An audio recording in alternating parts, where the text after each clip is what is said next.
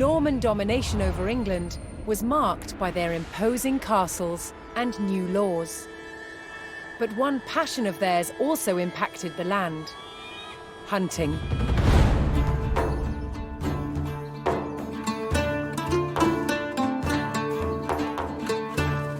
The Norman nobility, both men and women, shared a love of hunting with birds of prey. To preserve their hunting grounds, they took ownership of the land and outlawed hunting by commoners. Falcons hunt by flying to a great height, then dive-bombing their prey. They are kept hunting fit, using a lure, a pad of leather with bait attached. This prepared them for catching their prey, usually other birds such as rooks and pheasants.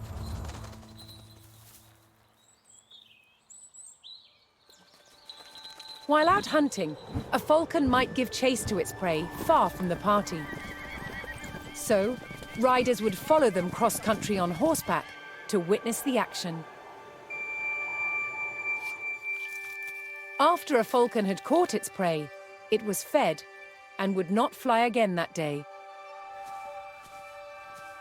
This meant many birds had to be taken on a hunt to keep the nobility entertained.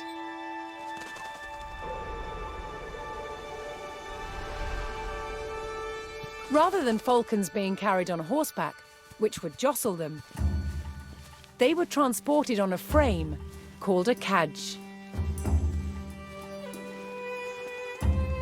Although falconry was a horseman's sport, hawking was enjoyed on foot. Hawks, unlike falcons, have broad wings and hunt by following their prey in straight flight, often low to the ground, through woodland.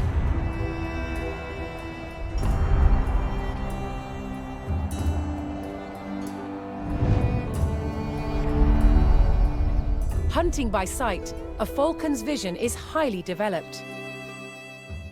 When not hunting, they were kept calm by putting on a leather hood. The darkness stopped them becoming overstimulated and restless. Lords of the sky, controlled by the lords of the land.